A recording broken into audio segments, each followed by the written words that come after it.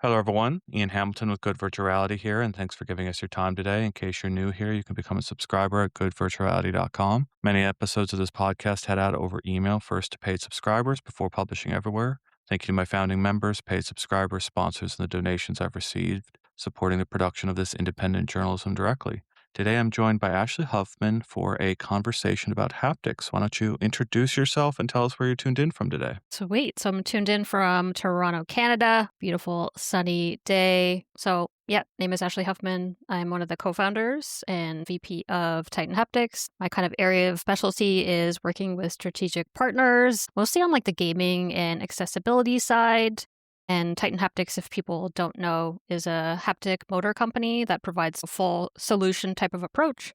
So we have a unique patented motor that we invented ourselves, and we offer basically the firmware, the software, everything you need to integrate haptics into your project. And so I get to work with everyone from Fortune 500s to some really badass startups, schools, hackathons, all that kind of fun stuff. So that's me. Also known as Queen of Haptics, and I have my own haptic newsletter called All Thing Haptics, where I try to cover all the incredible things happening in the haptic space. There's always something. Well, you're going to have to teach me about haptics today. I don't know a whole lot about it, and it feels like an underutilized area, at least in consumer VR. I know it's got a lot of applications elsewhere. You mentioned Haptics gloves that have your latest motor. Is that right? Yeah, so Haptics, for folks that don't know, is an incredible Korean company who has haptic vests, wrist guards, basically like a whole body haptic experience. So your body will vibrate in correlation to whatever you're listening to, playing like that. They recently at AWE released their gloves, which has haptics in the fingertips as well as on your wrist. And so our motor's in the wrist area of the haptics, and the goal is to be able to convey things like weight and movement beyond just the texture of touching surfaces. I'm a huge fan of their vest.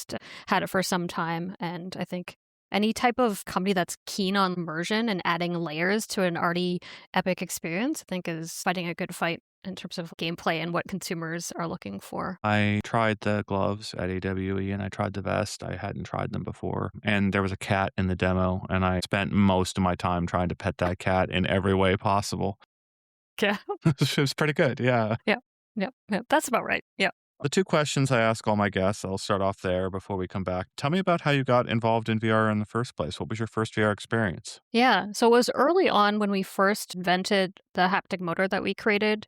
And we happened to have a HTC Vive, like the OG, that is like still to me one of the best virtual reality systems. And we were kind of like playing with our motor inside of that, one of the controllers. And we basically just got the unit. We kind of like hacked one of the controllers apart. And that was one of my first really good experiences VR. I've tried the headsets on their own with like a smartphone strapped to your face. Never quite worked for me in that time. As someone who's very sensitive to motion, I have to be careful of the stuff I play with. And the HTC Vive was the one where I just felt at home inside of the headset.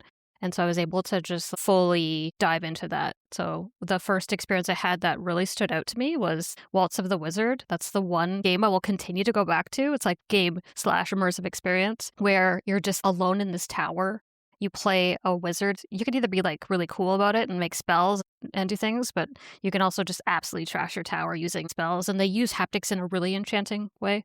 You're creating a ball of fire after one of your spells, and you could feel it rumbling and growing in your hand, and then you could whip it and smash things. So yeah, that's the HTC Vive is the OG for me. Wonderful. What would you call your best VR experience? I would probably say, and don't hate me, all the folks in VR who hate this answer, but it's got to be Half-Life Alyx. That game for me was one where I was both terrified because it really puts you in this dark, scary underground alley or like dungeony vibe, and you really feel like you're there. And when you're faced with a head crab, it's the most terrifying thing that I've ever experienced. But it's so good. They've done it so well with audio, sound, haptics that I played the whole thing despite my intense fear of any type of horror game. So for me, it's Half-Life Alyx. It will continue to be the game that it's a pinnacle for me of VR experience. Fantastic. Waltz of the Wizard. I'm so glad you brought that up. They've done some fantastic things over the years. I was a little surprised to see them do a flat screen version. One of the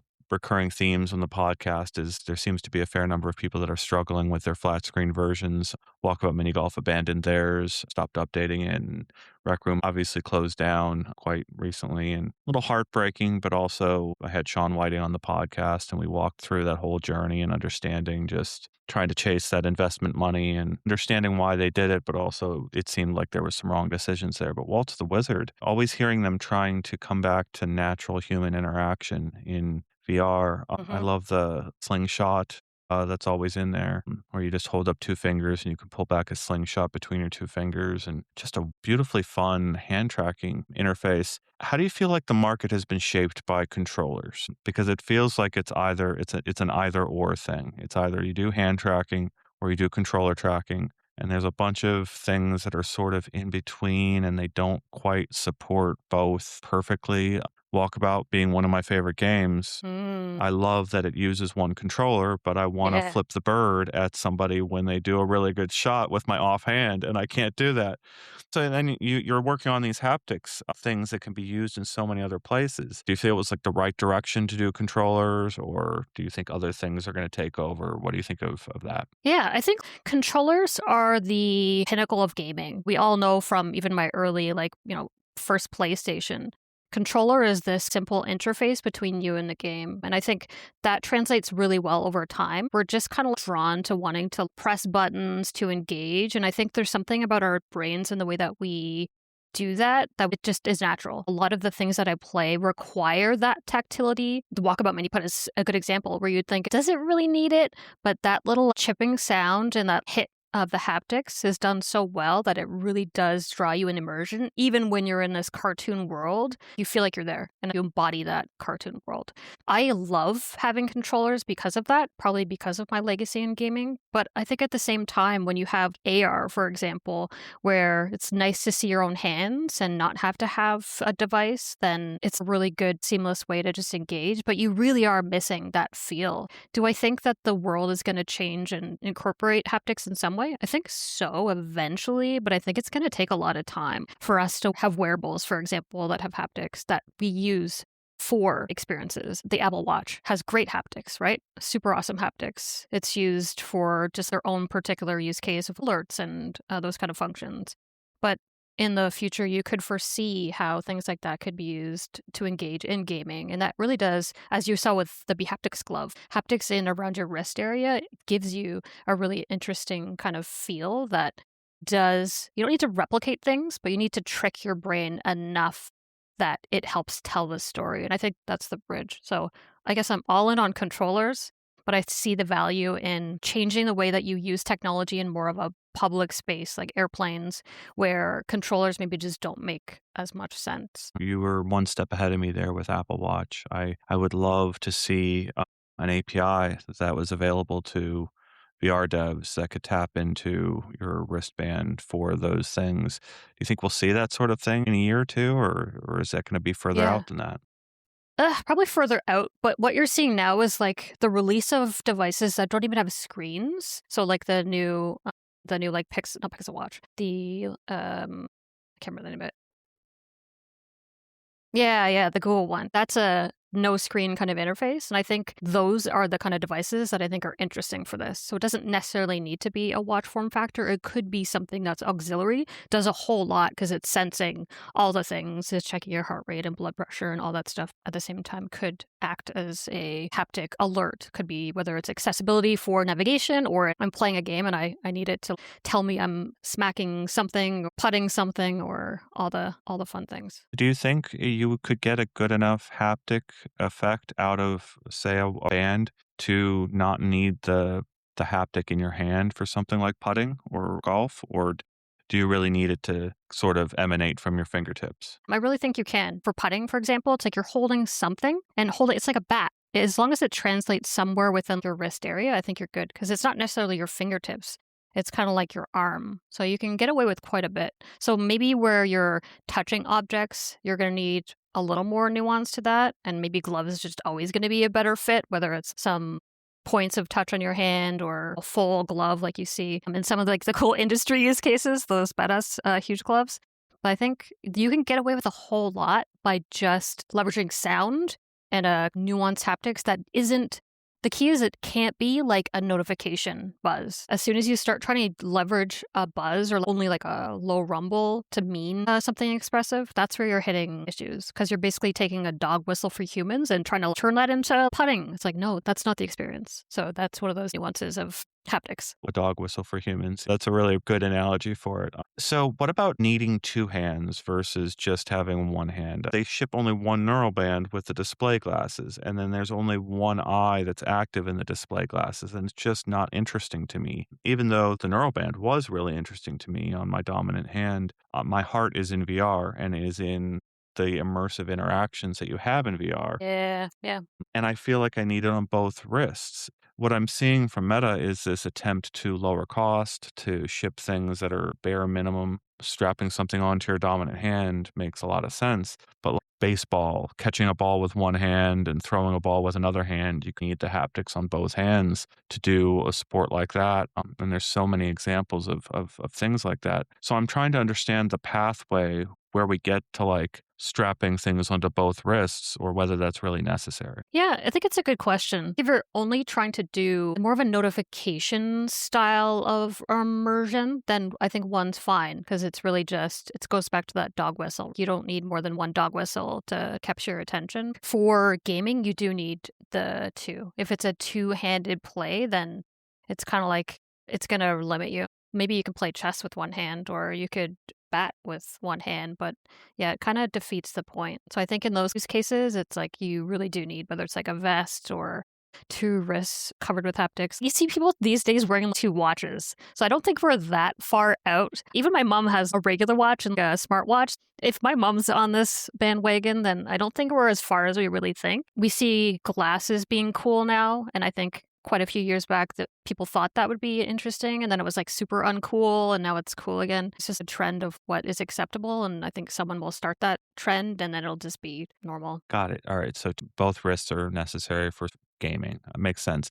And so on that path, I could see having a display on one wrist and then having the display free band on the other wrist. And as long as I get the same serious haptics out of both wrists, I'd be pretty darn happy. Who do you think's going to ship that first? Do you think we're going to get that from someone? The two wrist immersive VR experience. Ooh, I gotta be a little careful on this one because I have a few partners within the space. So I think people are definitely working on it, but I think it's a matter of timing. It still feels a little bit early. People are still getting used to just haptics in one wrist. People are still getting used to different headsets and AR headsets, whether it's augmented realities or what Snap is coming out with. We're still figuring that out. So I feel like haptics, inevitably someone's going to be like, okay, here's kind of the prime time of when this makes sense, both in form factor and usability. But right now, I don't know how many people are playing RPGs with their AR glasses currently. I would love that though. I would love that. Yeah, well, so you mentioned AR a couple times. They didn't do the demos of the Snap specs at AWE, and I was a little disappointed in that. I tried out the X-Rail Aura glasses and they were interesting, but it felt like the interaction space where it displayed the optics were high on my vision. The place where I would typically interact with my hands in VR is sort of low and to the ground right in front of me. And it felt like the optics were missing that space a little bit. But maybe I was just wearing it a little different. There's still some months before they ship that thing. And I didn't try very much software. It was just Demio. I sort of launched in that and tried to interact. But like, I haven't seen incredibly compelling AR optics is where I'm going with this. There's still some work to do there. But I mean, 100 degrees field of view, I transport to this other place and I really want to grab at things and touch things. And I want that a feeling on both hands. And I also want the freedom of hand tracking. Yeah. It's so phenomenal what you can do with your hands. And what Meta did here over this 10-year span of investing so much is convince people that controllers are here to stay. We'll see if their next headset actually ships with controllers or if it's an add-on. They Huh? have been fighting that tooth and nail, trying to ship this as a single package. I love my Apple Vision Pro, but I won't take the PlayStation VR 2 controllers with it when I travel because they're so darn Mm. bulky, these big Yep. giant tracking rings. Haptics on the thing are great, but it's this giant device that makes it not portable. Yep. I got to ask you a little bit about whether you think we'll see specifically VR optics ship with great wrist haptics before you think AR glasses ship with better haptics? Is there going to be a difference there? Or do you think you're going to see it first in AR? I would say VR is the one I would put a bet on. Just because from the very beginning of VR, haptics have been a part of the narrative from the very beginning, even from like military, the really bulky VR use cases and jets when they were doing training and things. I would put this VR being the one just because it is a part of it. It's a core function of virtual reality. When it's a game you would expect it for, there's like a disenchanting aspect to that. It's been figured out to a certain degree that it adds to the experience. It adds more value to the game. It makes the game more sellable. It provides the user more gameplay experience because of the immersion. There's tons of studies around this. So that's kind of where I'd land with it. The AR industry is really fighting for some kind of dominance and is probably going to try to figure it out because they're looking for ways to continue to grow their user base and monetize. And I think inevitably, once you have better vision, you have good sound, haptics is that outlier that can really provide you that added value that kind of customers are looking for. You have that kind of like trifecta, right? And a VR has already done that. It does that really well. Just like you said, it's like you jump in and it feels like you're really there. It takes you away into a different space. You're completely disconnected from the fact that you're sitting in this room or flailing awkwardly. That doesn't matter anymore. XR is looking for ways to differentiate itself. And to your earlier point, it's really just trying to figure it out. And it hasn't quite yet, but it seems like it's just one of those inevitabilities, even based on some of the customers that we're working with, of wearables, just ways to make it interactive without being bulky or enormous, weighing you down or adding to this huge case that you already have to drag around, which is enormous. It's a big ask for anyone traveling, for sure. I got to ask you some haptics 101 questions here and see if you could explain the technology a little bit to me. What are the limiting factors for haptics and how do they play out in what you're doing? I understand there's motors inside some of these things, but some of my readers won't even understand what a motor is or how it actually creates the haptic effect. I wondered if you could maybe walk us through basically how you get these sensations from your wrists or how it sort of fills in your brain and feels good. Cool. Yeah, I love that. That's cool. A good place to start would be a lot of people associate haptics with gaming. So I can kind of try to explain that. Inside of each of the sides of your gaming controllers where you're gripping, literally where your palm is touching, there's this little motor that's a haptic motor called a ERM, eccentric rotating mass. And it's kind of doing what the name says. It's actually just spinning around. And the faster it spins, the more wobble it generates. Then it stops. And that stop is also a haptic effect. So that's kind of what that very specific rumbling feeling in your gaming controller is doing. She spins up, she stops quickly, and it takes quite a bit of energy to get that spinning, that large mass spinning, but that's essentially the rumble. For people that have haptics in their smartphone, which I think is 99% of the population at this point, inside your smartphone is a linear resonant actuator. And that is essentially this small motor that is moving back and forth. So you can picture this literal physical object, actually it's really tiny, that's moving back and forth within your phone, and that's what's creating this vibration. You can imagine the faster it moves, this higher frequency haptics vibration that you're going to get. And our motor works similarly. So it works by moving back and forth. It has a hammer inside that's held within a chamber magnetically, and it just slams within a surface and it creates things like impact. So there's like a few different haptic motors. The overarching story, I'd say, is that they've been around for some time, ERMs especially, these gaming controller haptics, and they have done as much as they possibly can to utilize this spinning mass, but you can only do so much physically with that. It can't act like a smartphone vibration. Its limit is this low rumble. So that's all it can do. So if you want to include that into your gaming controller and you want it to be more wider band, doing a whole bunch, it's just not going to work. And you need to incorporate either two different types of motors or an advanced motor. And similar with like the smartphone motor, this kind of like hammer is spring loaded, so it just bounces back between springs. You can do so much. You can engineer it to as much as humanly possible based on the magic and wonder of spring technology. But similarly, it reaches a peak where it can't do rumbling because it's really based on a high frequency. So it can only do high frequencies. It does not do low. And so there's these nuances between legacy technologies where one's really, really good at the rumbles, like your PlayStation controllers. And then one's really, really good at the high-pitched dog whistle, which is like the smartphone controllers. And so you're starting to see companies like mine, for example, where we created a motor that has a good nuance between low rumbles and high frequencies. And there are some other existing technologies like piezos or solenoids that can dance in between those. But legacy technologies are limited literally by science and engineering. And so it's going to take the evolution of technology to new types to push the boundaries even more. In the watch, what are the types of haptics that are in the watch these days? In the watch, so you've got a very small linear resonant actuator. So this is like a hammer that's going back and forth and sometimes up and down. So the goal with haptics is you want to have it hitting the surface as much as possible. If it's going alongside, you don't actually feel that as much.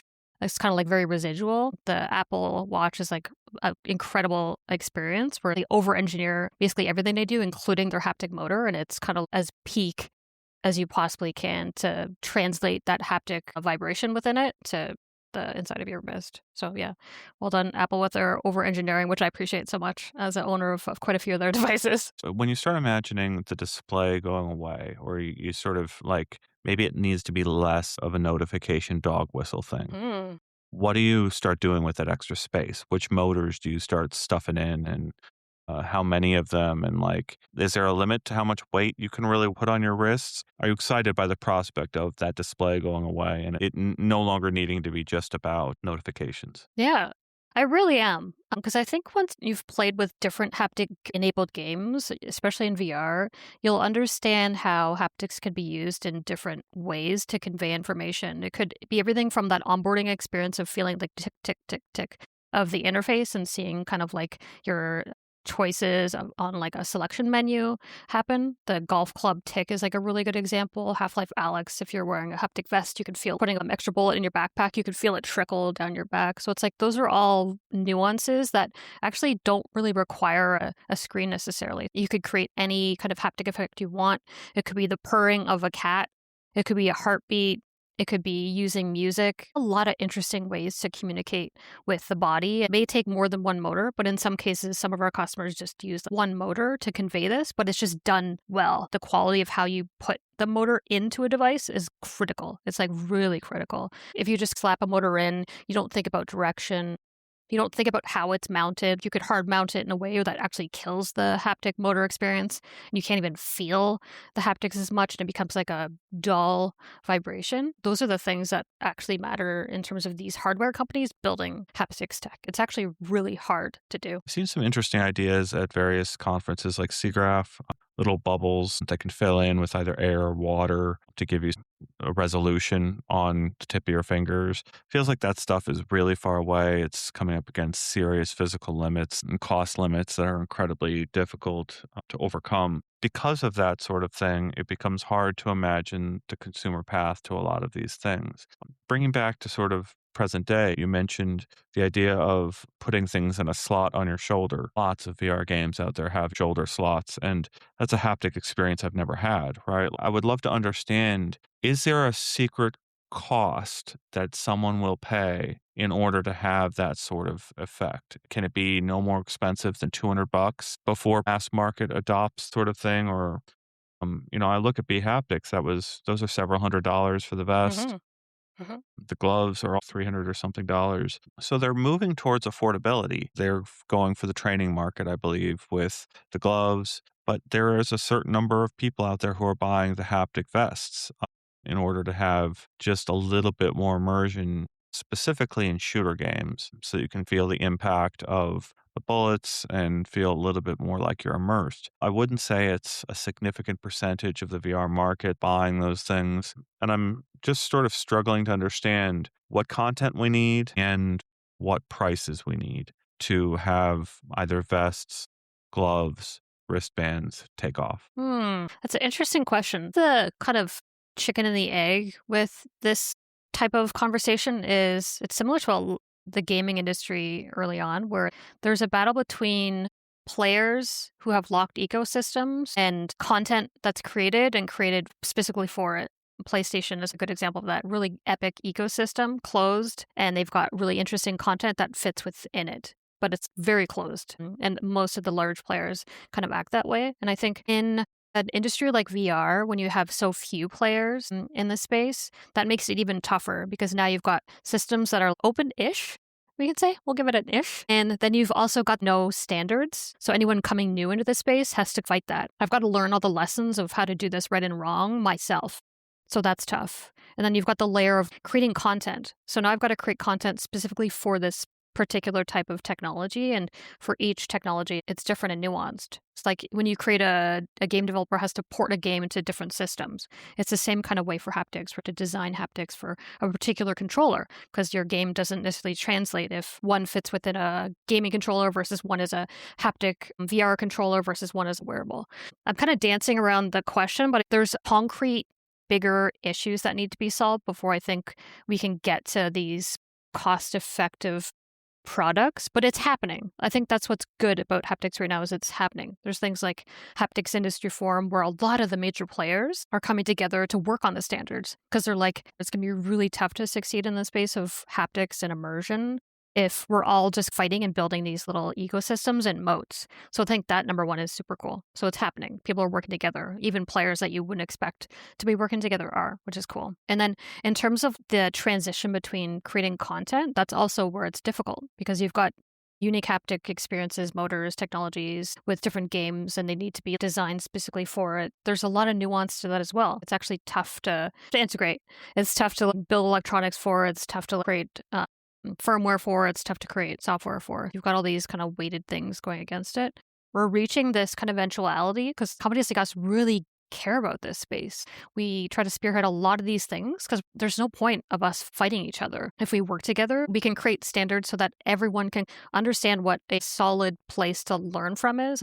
Here's everything we know. Here's how it's kind of done best, and how you implement it is kind of up to you. So I think in terms of that conversion, we're on like this really cool tipping point, I think, for haptics where we'll start to see this trickle out, but it just will take more time, which I know, Ian, you don't want to hear. But there's like a lot of momentum coming from the company and industry side, which I think is a really good place for it to be, because even in the gaming ecosystem, you don't see that. Even though it's like haptics is the biggest industry within gaming, but you don't see that kind of conversion. There's still this huge moat building. So yeah, I think there's something special brewing within the kind of like VR-ish space that this could leverage and really elevate and give people the tools they need to create really cool shit. It's a theme on my podcast of people trying to gauge how far off 1 billion users are in getting to headsets. And some guests are like, it's never going to happen. Other guests are like, it's 2040, Ready Player One timeline.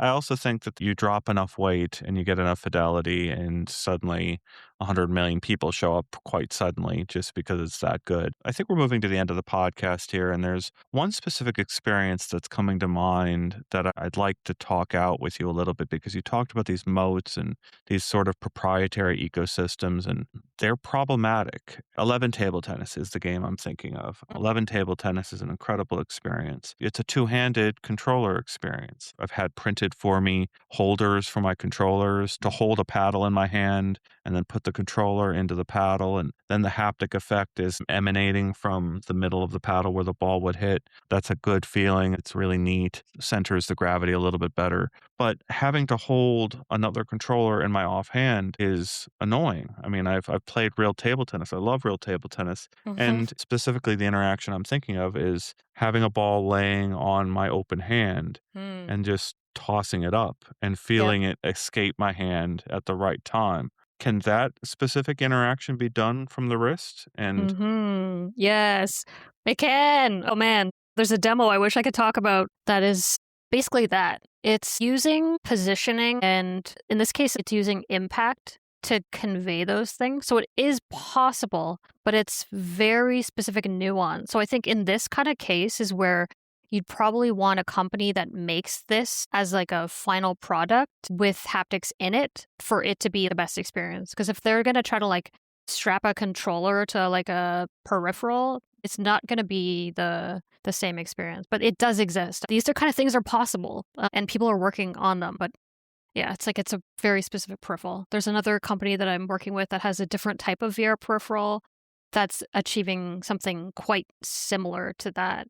In terms of conveying a bit more of like the movement and even the feel of motion. I talked to the dev of 11 Table Tennis, and they've worked here for such a long time trying to simulate the game of table tennis. And I can imagine them going to war with positional tracking systems to try to ensure that they've got the best positional tracking possible because they need every single frame of information possible in order to know where the paddle is, know where your hand is when you're releasing a ball. I put my brother, who is a serious table tennis player in 11 Hey. table tennis way back in the day, Yep. and he's having trouble. Something is disconnecting with him between the simulation and what his body is trained to do. He's like hitting over the ball, and it becomes unclear to him or to me or to the dev or to the operating system maker who is responsible for this mismatch here between the behavior of the person and the actual action.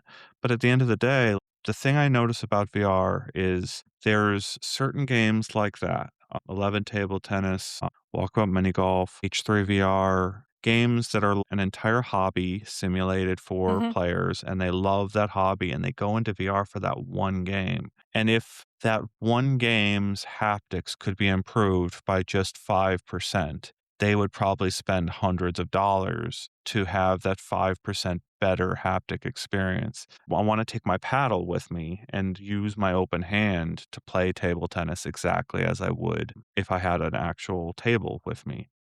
I don't have that yet. I hope if there's any industry listeners out there, your words about the moats and building within closed ecosystems resonate because we've just spent 10 years of Meta acting like it's an open player, but also not really being an open player in this industry. Valve doing the very same thing. And it feels like for this next phase of immersive entertainment and media, we need real open standards to do this sort of thing to get us better, more immersive experiences. Is there anything else you want people to hear about haptics or about what you're working on? Yeah. I appreciate that kind of like shout out of that because that really is a critical part and people that want to join can. I would say we have an upcoming program that I want to kind of mention. Haven't said it publicly, but the one thing that my company really loves and something that's dear to my heart is startups. In July, we're going to be releasing a program that startups can come to us, sign up, and we'll be doing a number of support systems for them. We're offering like 50 or 60,000 worth of support for free. If a company has an idea for haptics and is looking to build it, essentially we want to help them. It could be a finished product, near finished, an idea. We want to support that next generation technology. I love working with Fortune 500s. I really do because they can move pretty quickly and they've got these like this legacy of technology they're looking to roll out. But a startup, they come up with the craziest stuff. And I think sometimes, especially in haptics, it's difficult because it's so multidisciplinary. You need a electrical engineer, you need a mechanical engineer, you need a firmware developer, you need a software developer. Not everyone has all of those hats, even with AI these days. So yeah, I just want to say if we're running a program, if you're a startup working on some cool hardware technology, I'd love for you to reach out and we'll be picking a few startups as part of the program. And it's essentially just support to help get you past that finish line. Where can they reach out? What would be the website or place to look? Yeah. So titanhaptics.com is our website. And you can also just find me on LinkedIn, whatever, Ashley Huffman, and I can lead you in the right direction. Sounds great. Thank you for the time, Ashley. This has been a informative conversation for me on haptics, and I'm really glad to have been able to get this haptics 101 conversation with you. So thank you. Thanks, Ian.